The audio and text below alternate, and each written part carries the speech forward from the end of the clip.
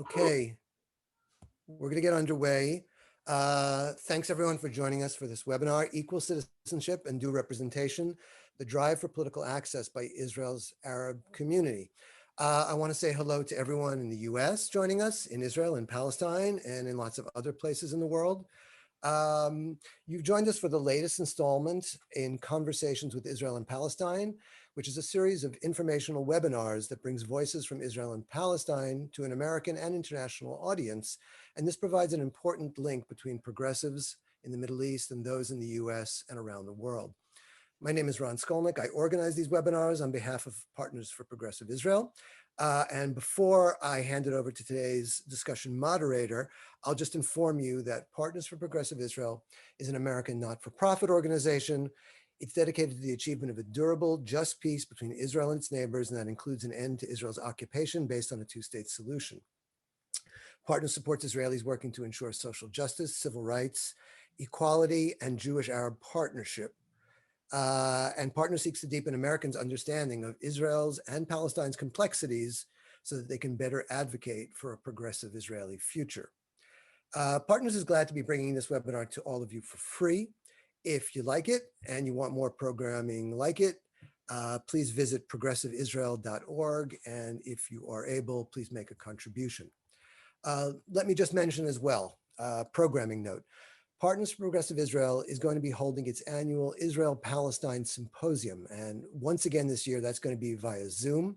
It's going to be held over 7 Sundays, starting on July 11. This is a remarkable opportunity for folks, even without traveling and getting on an airplane, to meet young Israeli and Palestinian activists or dialogue with Knesset members, maybe even cabinet ministers this year. Visit the Gaza, the West Bank, and East Jerusalem, digitally, of course, and discover and chat with folks and NGOs working for social justice, equality, and peace. So all that you should check out also at progressiveisrael.org. So let me now introduce, so we can get underway, our panelists and moderator. So Dr. Anwar Mhajne is an assistant professor at Stonehill College. She's a political scientist specializing in international relations and comparative politics with a focus on gender, religion, and Middle Eastern politics. Dr. Mhajne's work has been featured in a whole host of places. I won't recite them all, but they include the Carnegie Council for Ethics and International Affairs, Foreign Policy, Haaretz, and 972 magazine. Our second panelist is Jack Khoury. He is the Arab Affairs analyst and correspondent for Haaretz newspaper, and he is also the head of the news division for the Arabic language Radio Al-Shams in Nazareth, and has been doing that since it began broadcasting in 2003. Jack is one of the best known reporters and news anchors in the Arab media in Israel. Last but not least, Thair Abu Ras is a PhD candidate at the Department of Government and Politics at the University of Maryland. He's also a fellow at the Gildenhorn Institute for Israel Studies, where he researches Jewish political identity in Israel. So let me pass it on and get the discussion underway. Thair, I'm handing things over to you. I'll be back at the end to wrap up and say goodbye. Have a great discussion. All right, thank you very much. Good afternoon to all of those of you who are in North America. Good evening to those of you in Europe or in the Middle East. As Ron noted, I'll be serving as the discussion moderator for the next 60 minutes or so. Just to organize things for you guys for about the first 40 minutes of this webinar, I'll be the one posting the question to our 2 panelists. But after that, we'll be answering questions that you guys have in a Q&A section. I want to encourage you guys to type in your questions at any time. All you need to do is just look bottom of your monitor for the icon that reads Q&A. In some of your cases, you may need to touch your screen or run your mouse over it. Then click on the icon and type your question in the small box that appears. The webinar won't disappear or be disrupted, don't worry about that. Just please note that the viewers' microphones are turned off and questions can only be asked when typed in this way. All right, so let's just dive in directly. Before I get into the questions, I just wanted to give a brief background to our discussion today, even though I'm pretty sure that the overwhelming majority of you are quite well informed. So obviously this government is a very historic government, no matter your personal feelings and views towards it. And there are many reasons why this new government is a very historic one. But one of the main reasons, and that's what we're here to discuss today, mainly has to do with the fact that this is the first time in Israel's history that an Arab party will be an official member of the coalition. There has been in the past cooperation between Arab parties and Israeli governments, but this is the first time that we actually have an Arab party in the coalition. This Arab party is obviously what in Hebrew is called the Ra'am Party, or its abbreviation in English is the UAL, the United Arab List. The United Arab List is a party that its main member is actually the Islamic movement in Israel, or if you wish, the Muslim Brotherhood in Israel, if you want, that entered a coalition with a few other political forces in the Arab community, particularly a well-known mayor of the Arab city of Sakhnin, and they decided to run independently from the joint list. The United Arab List, or the Ra'am Party, was part of the joint list in the second election of 2019 and in the election of 2020, but they decided towards the end of 2020 to split from the joint list and run independently. The main reason they decided to run independently is that they believe that they should be able to negotiate with both the right wing and the left wing in Israel, as opposed to the joint list that believe that any venue for real cooperation with Zionist parties can only happen with the Zionist left. And true to their promise, the Ra'am Party, after the elections, once they did pass the threshold and receive 4 seats, did begin negotiations with both the right wing in Israel and also what is known as the Coalition of Change, led by Yair Lapid. They first began their negotiations with Benjamin Netanyahu, and there were even some strides made in negotiations with Netanyahu. However, right-wing partners of Netanyahu, particularly from the religious Zionist wing of his coalition, refused any kind of cooperation with the Ra'am Party, which really left Ra'am with only one option, and that is to partner up with the government of change, as it's known in Israel, led by Yair Lapid and Naftali Bennett. And about 10 days ago, they did reach that agreement. And once the government was sworn in on Sunday, Ra'am, or the United Arab List, had officially become the first Arab party to ever join a governing coalition in Israel. So that's what I will be wanting to talk about with our 2 distinguished members, panelists today. And I would like to begin with Dr. Anwar Mhajne. So my first question, Anwar, is it's a very basic question, but I think it's one that's very important. Do you think as a result of Ra'am joining this governing coalition, do you think that the Arab vote and the Arab parties in general have been finally legitimized, or is this only a one-time thing? I mean, after all, we do know that the whole idea of Arabs joining a coalition is something that makes many communities in Israel very uncomfortable. Up until today, the government is being mocked partially for joining with an Arab party in coalition. But do you think that that's it? We have now crossed this threshold, and from here on out, it will be normal for Arab parties to be part of the coalition and for Arab votes to be legitimized in Israel. Thank you. But before I start answering this question, I want to add a few things to what you said about the United Arab List, Ra'am. So Ra'am is defined as the Islamic movement in Israel. They publicly say that they're not affiliated with Hamas and the Muslim Brotherhood. But I wanted to distinguish between 2 branches of the Islamic movement. We have the northern branch and the southern branch of the Islamic movement. They split in 1996, I think. And the difference is the northern branch, which is mainly based in al-Fahim, decided not to engage in elections. So they decided to still work on issues related to Israel, Palestine, the Palestinian struggle, specifically focusing on Jerusalem, right, and protecting Al-Aqsa Mosque and all the holy sites there. However, the southern branch of the Islamic movement decided to actually run for election.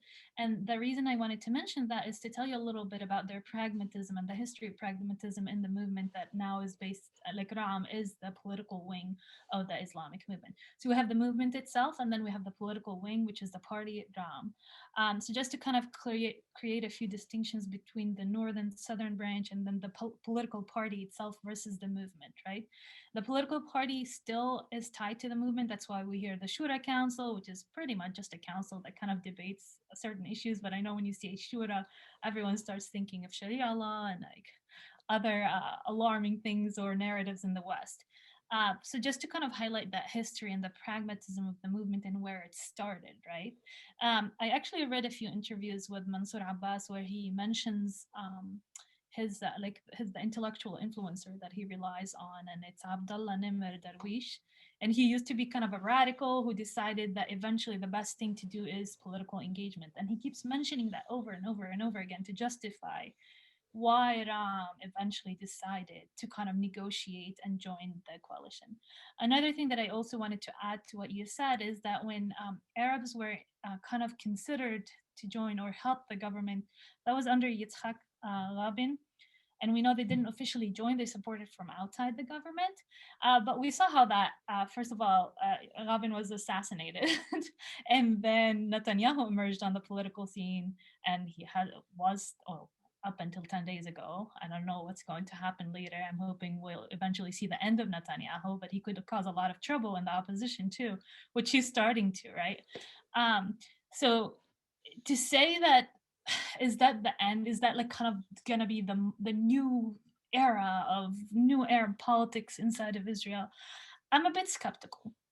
So I'm curious. I'm watching what's happening because it's a new coalition, as you said. It's unique in a lot of ways. We have kind of the first prime minister wearing the kippah. We have Yair Lapid, who is centrist, and then an extreme settler, pro settlements, pro like extreme right guy, and then an Islamic party coming together and forming a government. And I think that's very unique.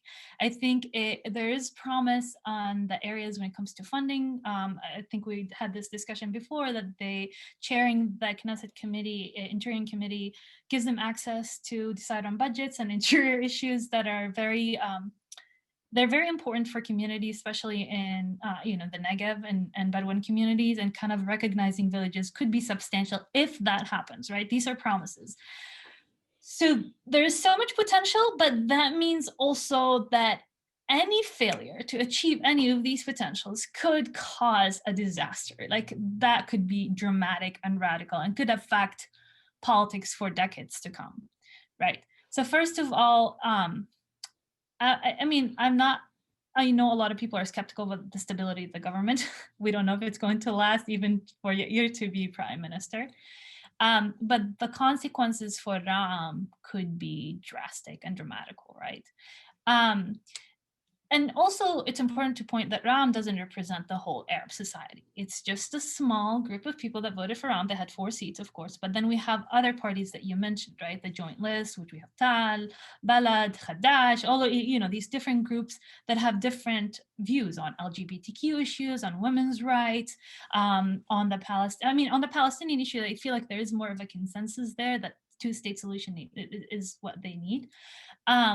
But I think that, does it really represent all Arabs, or is that the new era? I highly doubt that. I'm very skeptical. I think, honestly, the funny part, I think Ra'am, when it comes to issues such as women's rights, LGBTQ rights, they're closest to religious Zionist groups than they are to like other Arab groups, secular Arab groups.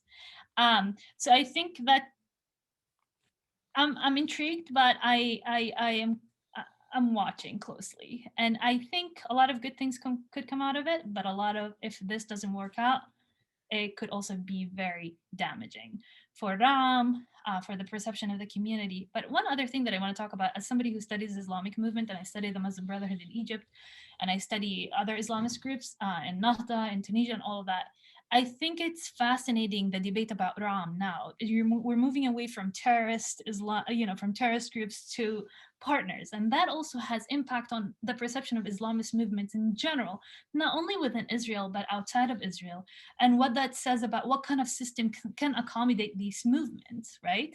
Where they can be elected and absorbed and actually be part of the governance, but without um, without creating a threat to democracy. And that's what I'm also paying attention to as somebody who studies Islamic movement in general and institutions, that kind of what type of institutions could absorb them without, risking damage for democracy in general. So that's my thought there. Yeah, no, that's very interesting. And personally, I would actually agree with you on the fact that for Mansour Abbas and Ram, this is a zero-sum game. They either succeed or they either fail. There is no middle way for them to go. And I think it's also very interesting what you mentioned about the Islamic movements moving from being terrorist organizations to partners. We're seeing this not only inside Israel, but even at a wider scale. And it's interesting. I want to obviously focus more on what's going on in the Arab Palestinian community in Israel, but you mentioned the Al-Nahda movement, which is the Islamic movement in Tunisia. So it's interesting how they became partners for not only secular groups in Tunisia, but even for European powers. The president of France, Macron, has even met with their leader, the Islamist leader of Tunisia, Ghannouchi, and he's considered him, because he's a moderate, he's considered to be a partner and whatnot. So it is part of this global wave of some Islamist movements becoming more mainstream and being more accepted into this liberal game of politics, if you wish. But I do agree with you that when it comes to the Arab votes and the Arab parties, this is very, very interesting time, and it's either going to succeed phenomenally or it's either going to fail miserably. Time is going to tell us. And that's why that's actually a good segue to move to Jackie here to talk about this a little bit. So Jack, the same question. I actually saw today in your website in Haaretz that the Ra'am party refused to support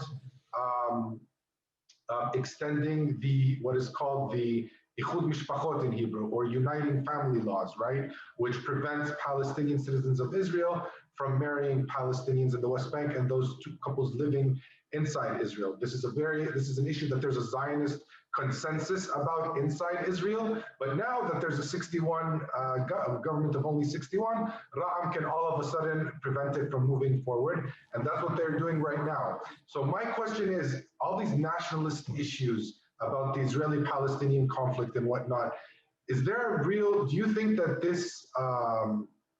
that the events of the last week, Ra'am joining the coalition, does this legitimize Arab parties for the future and legitimize the Arab vote inside Israel? Or are these issues like the Ikhud Mishpachot and other issues will come back to hurt and therefore delegitimize the Arab parties and Arab votes?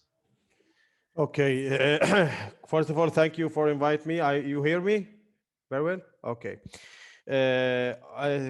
First of all, for me, English is the third or fourth language, so I hope that I can give you all the information, because Thair, all the day from 4 o'clock until now, I'm just talking in Arabic and writing in Hebrew, and just now to translate, to think in English and to give you the real answers about what happened. What I say that regarding of the legitimacy for the Arab vote, I think that is a glass ceiling was broken. However, it was not broken completely, because the issues, in my opinion, doesn't have to do with the vote only, but what you said now about the Ihud Mishpahot, but it's a very sensitive issue. What we talk about the national law, if we talk about the occupation, if we talk about, even for the homophobe issues that they call all the time, they call it. So I don't know what they do in the Knesset after 2 weeks, when one of the parties just started to talk about this. So what I hear from the Ra'am members, that they say, let us work every day about the about the main issues for money for the municipality, for the Negev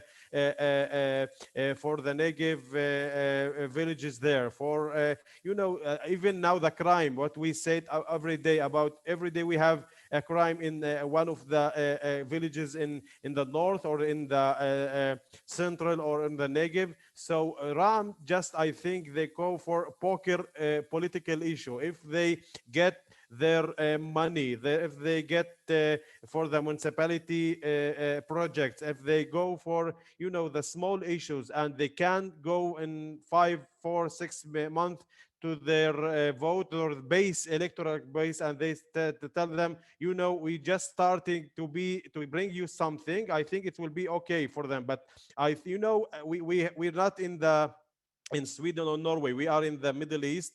We are inside Israel, and I don't know that they can accept any, one of the just what happened now in Sheikh Jarrah, or what happened in Damascus Gate, and just one boy. Now I have, when I talk to you, I think the army shoot a little boy near the Shechem. So it's very difficult issues, and I think it's very difficult to say, okay, they succeeded in what they go for it, and or they fail, because in the Arab community there are so many people that think that Mansour Abbas is right. Okay, we can't all the time just waiting for the solution, for the two-state solution. We can't just be in our homes and waiting for the peace process. We're waiting for the U.S.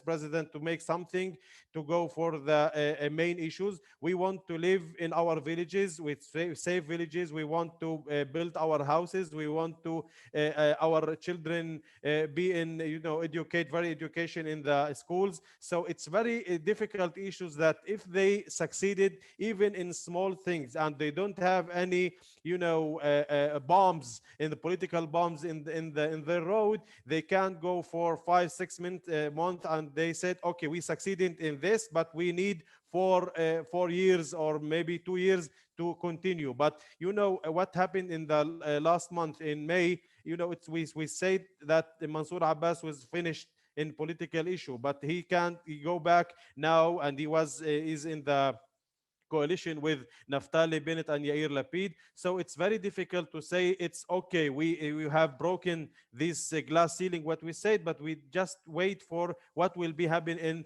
2 months. What just taking for 2 months, 3 months, and we can understand if it's a right road for them, or they make a big mistake. Excellent, thank you. First of all, your English is very clear and very good. And personally, I would actually agree with you. This is something that is going to take time. We're going to have to wait and see. But the behavior of the Ra'am party here is going to be very important to know if in the future the Arab vote will indeed be legitimized in Israel, and as a result, Arab parties being legitimized. And that takes me to my second question, actually, Anwar, Dr. Mhajne, sorry, and that's about the coalition agreement itself. So, as we all know, the coalition agreement between Ra'am and Yair Lapid and Naftali Bennett was very interesting. It's different than what we're used to in parliamentary politics, where usually, most members of coalition, they get ministries and they become members of cabinet and whatnot. In this case, that's not the case here. The case here is all money, money, money, and maybe one or two committee heads of committee chairs, basically, in the Knesset. What do you think about this agreement, first of all? Do you think that the agreement is a successful one in the sense that it will allow the Ra'am party to receive substantial achievements for the Arab community or not? What do you think? So I just wanted to add a few things to what Jackie said, and I will talk about the coalition agreement. Talking about kind of people, like public opinion in the ground, and I know a lot of people try to avoid kind of talking about Palestinians inside of Israel versus Palestinians in the West Bank of Gaza, because, they're saying historically that's a strategy to separate the communities. But in reality, we do experience different realities, right? And people on the ground with high gun violence, with, worrying about jobs and food and putting stuff on the table, they still care about the Palestinian issue. And it's a main concern, especially when there are big events such as what happened recently when we saw during Ramadan, right? And that kind of instigated a wave of activism on the ground, youth activism on the ground, that was very substantial actually in bringing and changing the narrative in the US about what's happening down on the ground. And our youth are very sophisticated nowadays with social media, speaking multiple languages, crossing borders, and kind of communicating to the Arab community, like Arabs outside of, Palestine, Israel, to the wider Arab world, and also speaking to Western audiences. And they're very efficient at doing that. So I think that, the Palestinian issue, resolving the issue and coming to a peaceful, sustainable, peaceful resolution is still important. But at the end of the day, if you ask the average kind of, and we need to kind of divide it into class, education, because we always combine all Arabs together, all Palestinians in Israel together. But there are differences across class, education, background, even across cities, families, right? And I think we need to start thinking more critically about the needs of the community, because we have multiple communities, right? Or multiple or different groups within the community with different needs and different demands. So yeah, we saw the youth on the ground being very upset with what's happening, but that doesn't mean that a lot of people are not intrigued by what Trump is doing, but also there are a lot of people who are very upset with what Trump did because of the youth, like the timing of the youth organizing with Ram joining the coalition. That wasn't the greatest time. And of course, death to Arabs, the rallies and marches and kind of attacks on Arabs, Palestinians inside of Israel, where people were afraid to go to work for the first time in years, right? That kind of created a reminder for every Palestinian in Israel that no matter how much you try, or the illusion of kind of assimilation or kind of coexistence, let's not use assimilation because it's a big word. The illusion of coexistence is it's fragile, right? It's not true. As soon as like something happens, you're constantly reminded that, oh, you're a second-class citizen, you're not fully integrated. No matter how much you have Jewish friends, you go to work in Tel Aviv, you eat with them, you're still not 100% Israeli, right? You're still not 100% a citizen. And that's a constant reminder. And that's why I think with Ram, now it's fragile, because it could either help kind of try to start healing the community from what happened, or it could create even more kind of rift between the Palestinian community in Israel and the Jewish community in Israel. Now, my issue with the agreement with Ram, first of all, of course, there's no ministry. I think, though, they get accessing the kind of the positions they had with budgeting, with even having a representative in Misrad Rosh HaMemshala and in like the Prime Minister's office is substantial. We also saw, even though Isawi Fridge is from Meretz, we have an Arab MK, which is good. It's great, but it could be better. It always could be better, right? And I think they got the best they could in the circumstances that we have. They made lots of concessions, but then what is the alternative? And that's what I'm thinking. We had the status quo, but nothing has changed. And that's why I'm intrigued. I'm not saying I'm 100% pro what they did, but I'm just curious to see what happens, because it's something new. And every time something new happens when it comes to the issues in Israel, Palestine, it's 73 years old, even, I mean, a bit older too, if you go back to before the 1948. We see like constant kind of people kind of sticking to their views on what's happening, or sticking to their ways without trying new things. And that's why I'm curious about what's happening. I think it could have been better, but I think they did the best with what they could. Thair, if you I can just tell you, today I talked to so many mayors, Al Fahm and Ara and Arara, and they just began to make to talk about with the government, the new government officers, and what they say, they talk about budgets, they talk about money for the municipality, and I just ask, what is the difference between mayor and Knesset member? And I think it's very important to say that Knesset member is a political leader. He just now influence about the big issues, about the occupation, about two-state solution, about the strategy for the state, not just talking about money and give me money from our municipality and for just to be living in our village safely. It's very important issues, but I think it's very important to see that the mayors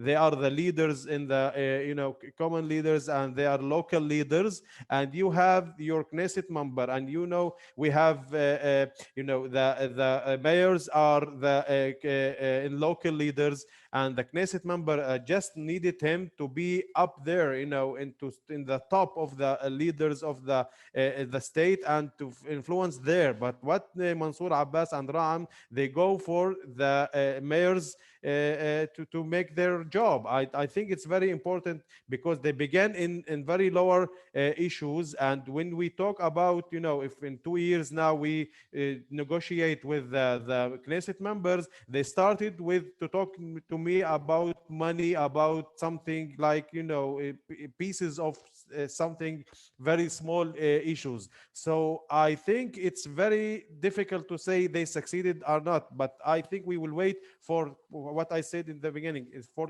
3 months, 4 months, and we said, if okay, they're going for something, and it's just collapse everything. In sorry, I said to say that I'm not optimistic about this.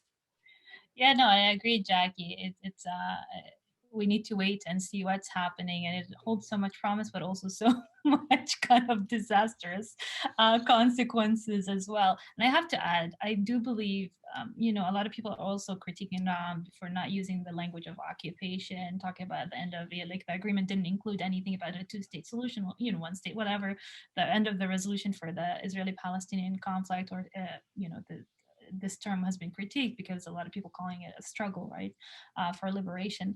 But I do honestly, I'm one of the people who believe that no resolution will happen without the integration of Palestinian community in Israel fully with the Israeli system. Because if we can't do it inside, we can't do it on that. We can't do it anywhere, right? And I really do think that the key is a full integration of Palestinians in Israel, and that being culturally Palestinian with Israeli citizenship should not contradict anything. Should not contradict, like, your cultural identity should not contradict your citizenship, and you should not be questioned all the time. And if Jewish Israelis, regardless of left, right, can't like come to that conclusion, then the end of this is not even in sight. Yeah, without a doubt. I mean, Israel needs to succeed in integrating her own citizens before it tries to kind of reaching a rapprochement with the people in the West Bank and Gaza. But Jack, just very quickly, I wanted to ask you about this coalition agreement.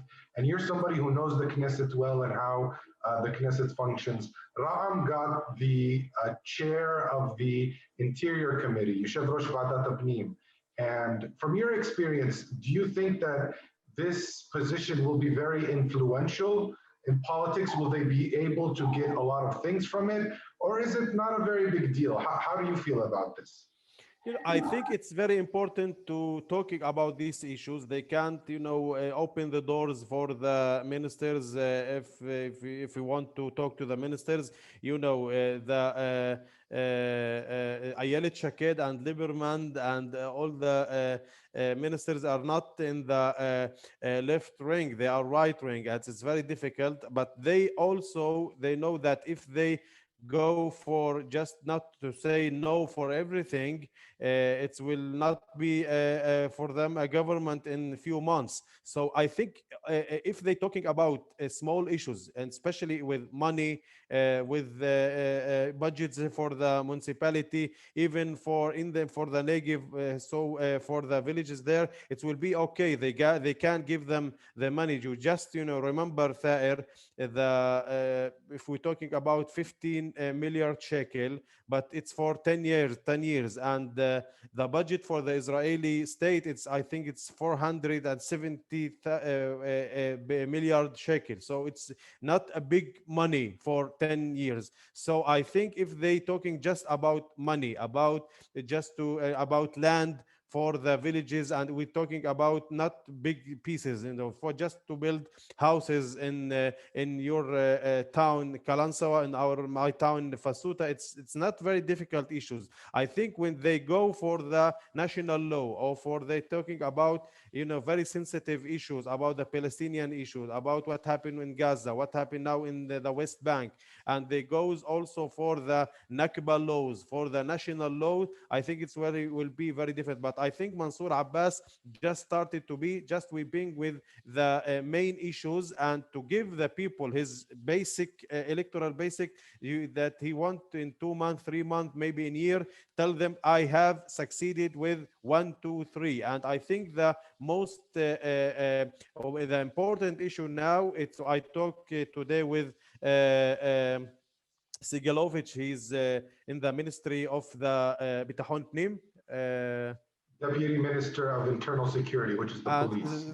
And they talk about change in few weeks. So if every day we have a crime, it's very sad to say that, but if they give the people just to feel more safe in few months, and you say that they arrested all these boys and guys with a gun and shooting every day, as he can't say, okay, I can't solve all the problem in 1 year, but I give you something. So it's very important for them, but I think it's also important what they just give the people, or their people, every day. If it's very important issue and small issues, as I think all the government, this government will go with a small issue and a status quo, that not going for big issues, because every time they go for the big things, it will be collapse. Interesting. Now, since we've talked a little bit about Ram, I think it's important we talk about their nemesis. Maybe some people will say their enemy, which is the joint list. We all saw in for those who followed the conference voting live on TV, they were able to see that some members of the joint list, particularly the two main heads of it, Ayman Audi, Ahmed Tibi, and a third member, Usama Sadi, did not participate in the first round of confidence voting. They wanted to make sure that this government will pass, and only once they saw that it's passing, then they voted no confidence in the government. So we were able to see that the joint list is not completely, united on how to deal with this government. Some people like Ahmed Tibi want to cooperate with it. The Balad party, on the other hand, does not want to cooperate with it. Hadash, it's unclear. I mean, we all know that Ayman Audi has a very good relationship with Yair Lapid, and I'm guessing he's hoping that Yair Lapid will at one point become prime minister, and it'll be easier for him to cooperate with such a government. So I wanted to ask you both, beginning with you, Dr. Mhajne, how do you see the joint list basically here? Where did the joint list stand after this week's development? And by the time the government falls, who do you think will come out looking better in the Arab community? So once we go to a next election, who's going to be looking better, the Ram party or the joint list? I think the joint list in a strategic location, right? They can choose to cooperate when these issues are, matter to the community. If I were, let's say, I'm an outsider, right? I'm outside, so I'm protecting myself from government failure. If that fails, then I'm protected this way. But I wouldn't be against cooperation and collaboration when it's necessary, when it's on issues that are very prominent and important for the community, right? And I think that's where I see them headed. That when it comes to issues that are very close to the community and its need and their voter base, they will collaborate. And I'm hoping that that's what would happen, because otherwise the joint list will lose more seats than they lost last election. And they know now that they need to be responsive. If anything, that the elections, if the United Arab List told us is that, first of all, nobody really know, the joint list was delusional about what people needed and wanted, because a lot of people he won't get even one seat, he won't make the cut, right? But he did, because Mansour Abbas kind of understood what his voter base needed. And that's, the demands are the same as other, other members of the Palestinian community. They're the main issues. And if they don't collaborate on these issues and cooperate with them on these issues, they will look bad, of course. But they have to do it strategically. They're protected. So if anything bad happens, they're like, well, we didn't join the government. But if they also want to ride that wave, they can collaborate and make sure that this partnership they're not fully kind of disconnected. Thair, the joint list is in bad situation because they essentially, and Ayman Audi in particular, who began to this cooperation with Israeli, with Yair Lapid, and they met them, and all the time we look that Mansour Abbas is with Netanyahu, Ayman Audi and Ahmed Tibi with Lapid. But I think that Naftali Bennett to be the prime minister, Hadash, they can't vote for him. It's very difficult. But I think when it's what I agree with Anwar, I think that when it comes to issues that are good for the Arabic community, they might vote with the government, but with such issues that they will vote against the government, and they can say, okay, we are not in the coalition. So if the Israeli force attack in Gaza, they will said, we told you that we can't vote with this government. But if tomorrow with talking about money for the municipality, I think they will vote. And what you said, that waiting for the last minute to how to vote, because guys, we just to remember, we have two prime ministers, or Netanyahu or Naftali Bennett. We don't have Nelson Mandela or Naftali Bennett or Benjamin Netanyahu. This is the what happened in Israel. I just said waiting for the left wing to come in few years, and they said, okay, we have our program, we have our program for the peace process. We can go now for the election with how to say it, عمود فقري. شو بنقول عمود فقري يا ثائر؟ Anwar, I'm going to need your help here. The spine, backbone. Yes, backbone. So it's very difficult for them also. I think that I talked with them, and they said, okay, we can't vote with the Smotrich and Ben Gvir, and to give Netanyahu the card for the prime minister office, but also we can't go and vote for Naftali Bennett. So I think they will wait, and they will vote about how the issues will come in the Knesset. If it's very good for their base, electoral base is very important, they will say, okay, we can go for it and we vote with the government. But if they go for political issues and a national law, something like that, I think they will be very difficult to them to vote with, and they will vote against. Sorry. Okay, thank you, you guys. I'm going to move now to the second phase. For the next 15 minutes, we'll have a Q&A session. And this is just a chance to remind people, anyone who has a question, would like to ask a question, please just click on the Q&A icon and put your question in here. So there are a number of questions that I want to get to. The first one, I want to talk with Jack, actually. And I think, Jack, this is a continuation of what we just last talked about, and that is, what is Ra'am's red line? Is there a red line for Ra'am where they say, okay, enough, we cannot take part in this? Because just in the last 48 hours, Israel bombed Gaza. There was the flag march in Jerusalem that came out, and they even attacked Arab journalists. I know an Arab journalist from Haaretz, and Al Jabarin was attacked. I don't know if you were there and you were attacked or not, but we've seen these things that are considered provocations in the Arab community. And yet Ra'am has not done anything about it. Is there a red line for Ra'am? Is there something that could, this government do? And, Mansour Abbas would say, as we say in Arabic and in Hebrew, khalas, I'm not taking part in this anymore. I think, yes, I think if we go what happened in the last month, if we we got this another time, this scenario, they can't just, even if Mansour Abbas want to be in the coalition, I think his electoral base will say that's it. We can't go for it. Because of that, what I said in the beginning is going for a poker game in the political issues in Israel, and he just waiting.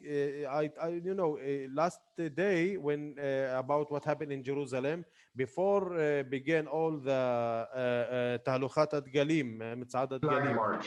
the flag march. Mansour Abbas just said it's not okay, and he just have his announcing that he will be against this march. But I think it will be very difficult for him if this government goes now for attacking Gaza, and we see children dead in Gaza. If we have something in the West Bank, it's not the usual thing. And if one guy that killed, like what happened now in Beta near Shem, I think it's okay. It's not just give us a chance for a month or 2 months. So I think it will be very sensitive issues. If he just in 2 weeks, 3 weeks, give his people something, and okay, we know that we are in very difficult government, because what he can say that okay, I can now go out and this government fail, you get Netanyahu very soon, and Smotrich and Ben Gvir, you don't have any solution. And I think when Ram feel that they can go for the election and they can get 4 or 5 members, they will even just for anything, they can go out and for the election. So I think it's very important to say that all the parties now in this coalition, they didn't need, they don't want election, because if they go to election, even Naftali Bennett and even Gideon Saar and even Yair Lapid, I think it's very bad a scenario for them. So they just waiting and waiting and waiting, and they hope that the Palestinian in Gaza or in the West Bank not going for anything that will be be in crush in all the sides. And I think it's they were just waiting for the Americans now to do something that to be in the status quo that we're talking about in the Middle East. Anwar, I actually have a question here from your expertise, from your academic expertise. Could you maybe discuss Raham's agenda for Palestinian women in Israel? How does it deal with the issue of domestic violence, for example, inside the Palestinian community in Israel? And if I may add to that, maybe a little bit also about LGBTQ rights. One of the ultra-Orthodox politicians in Israel, Yaakov Litzman, was asked if he's worried about religion and state in this new government, about more secularism, and he said, no, I'm not worried, because Ram is there to take care of this agenda. So status of women in the Palestinian community with Ram, maybe a little bit about LGBTQ. How are your feelings on this? Yeah, so I had this discussion with a few friends of mine, so women's rights and LGBTQ rights. When it comes to LGBTQ rights, there is no room for negotiations, no room for kind of reinterpretation of the text. Or when it comes to LGBTQ rights, sexual orientation issues, I think they had didn't they have tension with Hadash over supporting LGBTQ communities. So they definitely are, as I said, they're closer to religious Zionist parties than they are to other Arab parties when it comes to LGBTQ rights. When it comes to women's rights, they behave similarly to other Islamist parties who chose to engage in elections. So what they're doing, they're re-engaging and renegotiating with the religious text. So they're trying to reinterpret the text in a way that is more accommodating. So we saw, what's her name, the Knesset member, the first one to wear the veil and kind of a representative, also was an elected member of Ram. What's her name? Iman Khatib. Iman Khatib. Yes. So you see that they are pro-including women in kind of governments. I mean, there was a push for it, of course. It's not like they did it out of their good intentions. And that's what happens, though, when Islamist groups engage in politics, is they start responding to what's happening on the ground and the changes that are happening on the ground. So when it comes to domestic violence, when it comes to women's representation, they're still conservative, but there's room for negotiations there and kind of responsive to religious texts and reinterpretation of the religious text in a way that it becomes more accommodating happening. It's not free. I wouldn't say they support women's rights and like the full reintegration of women. They still believe in women being complementary to men, not equal to men, right? But did you see that there is room for negotiations when it comes to women's issues and women's representation, as long as that doesn't disrupt the women's role in the home, right? And modesty laws. So I think there is some room for negotiation when it comes to these issues, but they're still considered very conservative. And as I said, they're closer to Jewish religious groups than they are to like, Khadash or Balad or other more secular Arab parties. Thair, you just remind, because I think they can also see us in the state. You can look about the Israeli Arab in Israel in the view with American, because if you ask any Israeli here, is a Jewish state. The first of all is a Jewish state and democratic states for somebody, but it's not a citizen state. So we were just looking for that we are, first of all, it's a Jewish state, and in this Jewish state, you just thinking that you can be equal in very basic issues. As because of that, Ram go for this niche. Okay, we know that it's a Jewish state. We can change it now, and maybe for 14 or 15 years, I don't know why, and just waiting for to taking something, and it's very difficult, even for the somebody in outside to understand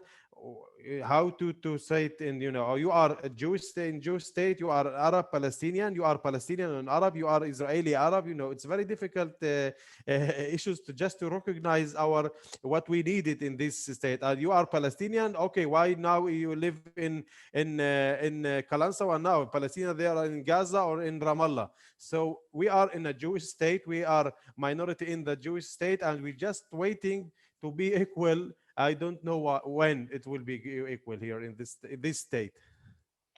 So that's actually a good segue, Jack. So I can ask you another question. Yes.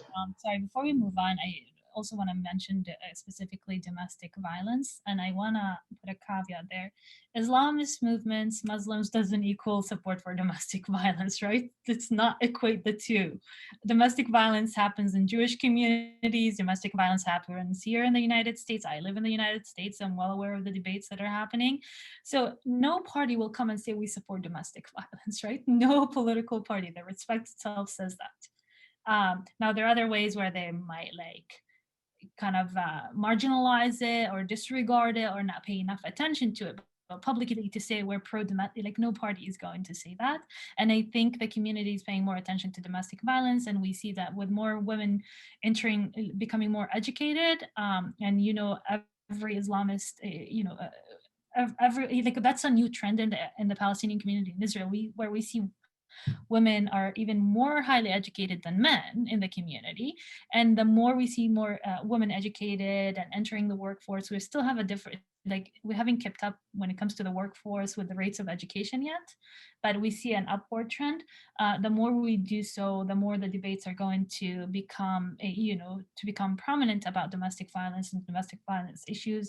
And also the state has issues addressing domestic violence, shelters. How do you address the issues in the Arab communities that have been marginalized? Women have complained to police, but you don't hear responses. And if crime is there, and crime is associated with domestic violence, because they're the same kind of factors that come to play there, then the issue is not only community-based or movement-based, it's also structural-based, that the state plays a role in it as well.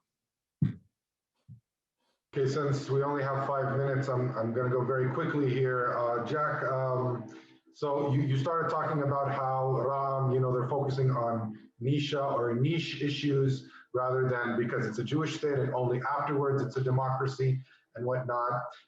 But would that lead to changes in the Arab community? So one question that I have here is there an option from your expertise in the politics in the Arab community? Is there a chance for a third party in Israel? So we have the joint list on the one hand, we have Ram on the other. Is there any chance for a third party that could come up and have a new discourse, a new narrative to give the Arab community, or are we just stuck with these two parties for the time being? I think it's very difficult to talk about another party, and Thair, every election they told about Jewish Arab Party. Every day and every week and every month and every election we talk about Jewish Arab Party, and but it not succeeded because I think the people they don't need another party. They just need to be influence in the decision in Israel. But I think one of the issues that they didn't succeed until now, that we are now in the another how to say it, when Azmi Bshara established Balad. It's it's very we can go back, but it was about what happened in the USSR collapse and the Berlin collapse, and everything was changed, and we have the Madrid and what happened with the PLO and Israelis. So I think he succeeded because he just it was in the region. It's very it's very difficult issues. They can't even help him for to make a party. Now, just in 20 years, 30 years, we just tried to hear about a new party and it didn't succeed. I think it will be okay to go with Hadash and Meretz if they can't go for something Jewish Arab state. But until now, I think also the religion vote is it's very important because the Islamic movement is just going for this election with also with in the religion issues. So I think it's very difficult to talk about another party. If they succeeded, we talk about Jewish Arab Party, but they need to circumstances that will help them. Because if you go now for vote and Ahmad Tibi and Hadash or Ra'am will disappear from in the election in 2 years, 4 years, maybe it's some succeed, but I didn't think it will succeed in 3, 4 years until now. Yes, thank you for that, Jack. And I agree with you that change can only happen as part of greater change. And Beled is a good example because it took, the fall of the Berlin Wall, the creation of a new world, which led to the Oslo peace process, which led to a new discourse in the Arab community. Maybe if something big happens like that, then maybe we can start seeing a change in the Arab community. My very final question, Anwar, for you, and you have 2 minutes. I'm sorry about that. I actually wanted to ask you about Isawi Frej. He is I think, the third Arab minister, but only the second minister from a center-left party that is an Arab.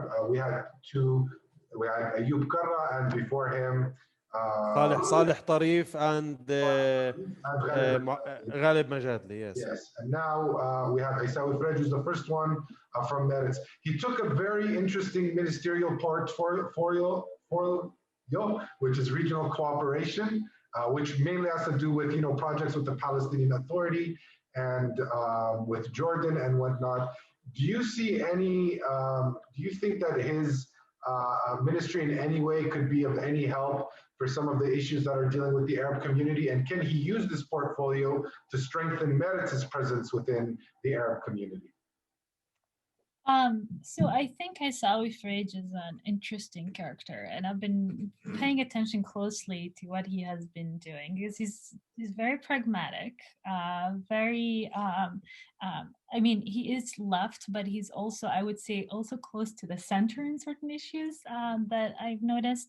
I think he could be a good ambassador for a lot of things, cooperating. And as I said, I think Palestinians and Israel are essential for any kind of sustainable peace in the region, not only like, I wouldn't say just in Israel, I would say like for the regional balance, because we are in a unique position, right, and a unique space where we navigate different contradictions in different systems, and we know how to navigate these systems. Now, I don't know how much of a role he's going to be on make a change in the domestic Palestinian community, but I do think that he can be really important for a bigger narrative in the region about who we are, what we represent, and kind of maybe new possibilities. But that's very helpful, and I'm on the helpful side here, right? And I could be wrong because institutions exist to restrict or kind of prevent progress in a lot of ways. They're there to maintain the status quo. And I think he has a lot of obstacles to overcome. And I think, with the rise of extremist right-wing groups screaming, shouting death to Arabs and, Ben Gvir and his like, and all that are going to be an obstacle for people like Isawi Fridge to make any meaningful change. So yeah. I think Thair Abu Ras will be a good ambassador, especially for the Palestinian Authority. I think they just looking for somebody that they can talk to him, and he's now in a minister in this government. He's just not even more important for them than Mansour Abbas. And you can go to the Emirates, you go to Bahrain, and these states. They can talk to him in Arabic and to explain him what they needed also in the Palestinian Authority. So I think he have a job. He can work, but I don't know how the Naftali Bennett or Yair Lapid or the all the government Lieberman, and they let him work freely in this side. But I think it's very but in the other side he's very stressed, and we talked to him in this week because and what I said in the beginning, if now the Israeli forces attack in Gaza, he's a minister. He can say, okay, I can't be there. It's very important and with very difficult issue for him. But if you talk to him, he just give me a chance, give me a chance. That's what he said every day. As we have, I didn't think they have 100 days. They had maybe 100 hours. That's a very good way to put it. That's the thing, the important thing about people like Isa Afraid. They know they're taking risks. They know that they are. And that's why I kind of admire people like them who are willing to take these risks, even though on the expense of, their career and like the perception in the community and everything. So with that, I think we're going to have to bring this conversation to an end.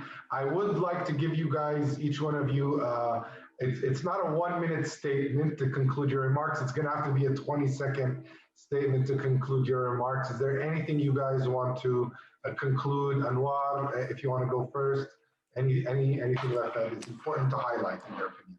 Yeah, so I think what I just wanted to say, of course, this government is new, unique, different in a lot of ways, but also will be a continuation of what we had before on the other side.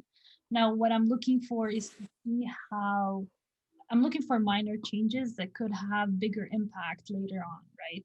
And that's what I'm going to keep an eye for. I'm not going to keep an eye for a resolution to the Israeli-Palestinian question or a struggle or to the